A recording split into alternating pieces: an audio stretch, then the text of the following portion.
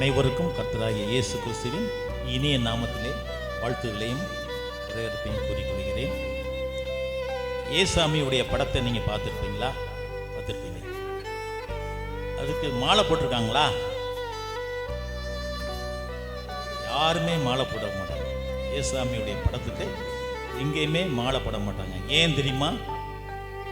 ஏசாமி உயிரோடு இருக்கின்றார். உயிரோடு இருப்பவருக்கு யாருமே மாலை போட மாட்டாங்க. இறந்து போனவங்களுக்கு தான் படத்துக்கு மாலை போடுவாங்க. இயேசு சாமியை பொறுத்தவரைக்கும் அவர் நமக்காக இந்த உலகத்தில் வந்தார். மரியாளின் வயிற்றிலே பிறந்தார். ஏழை கோலமாக அவதரித்தார். 33 ஆண்டுகள் இந்த உலகத்திலே ஜீவித்தார். அவருடைய நல்ல செயல்பாடுகள் மற்றவர்களுக்கு விரோதமாக காணப்பட்டது. எனவே அவரை குற்றம் சுமத்தி பழி சுமத்தி அவரை சிலுவையிலே அறைந்தார்கள். சிலுவையிலே அவர் மரணமடைந்தார். அவரை அடக்கம் பண்ணினார்கள். 3ஆம் நாள் உயிரோடு எழுந்தார். உலகத்திலே உயிரோடு எழுந்த கடவுள் எங்கேயாச்சும் பார்த்துருக்கீங்களா? இதுதான் ஒரு சிறப்பு. பிறப்பை விட அவருடைய மரணம் ஒரு உயிர்த்தெழுதல் மிக சிறப்பு. நம்ம கிறிஸ்மஸ் கொண்டாடுகிறோம், ஈஸ்டர் கொண்டாடுகிறோம். ஆனால் ஈஸ்டர் தான் மிக சிறந்த நாள். ஏனென்றால் உலகத்தில் நடக்காத அதிசயம். அவர் உயிரோடு எழுந்து இன்று கடவுளுடைய வலது பார்சத்தில் வீற்றிருக்கின்றார், நம்மோடு இருக்கின்றார். சொல்லுவாங்க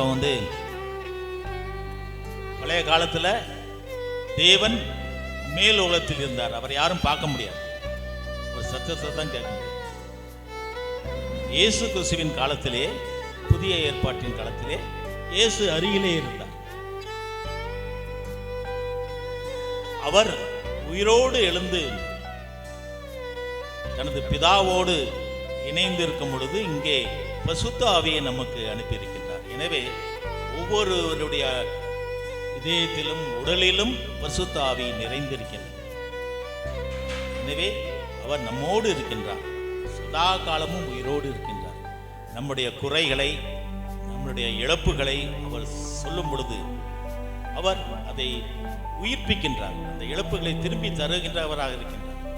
நம்மளுடைய சுக வீனத்தை அவரிடம் ஒப்படைக்கும் பொழுது ஆண்டவரே அதை பார்த்துக் கொள்ளும் என்று சொல்லும் பொழுது அவர் நமக்கு அந்த சுகவீனத்தை மறிக்க செய்து சுகம் கொடுக்கின்றார்.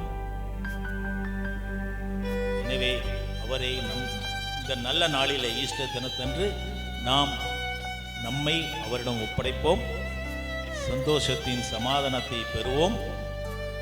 அவர் நாமம் என்றைக்கும் உயர்த்தப்படுவதாக. ஆமென்.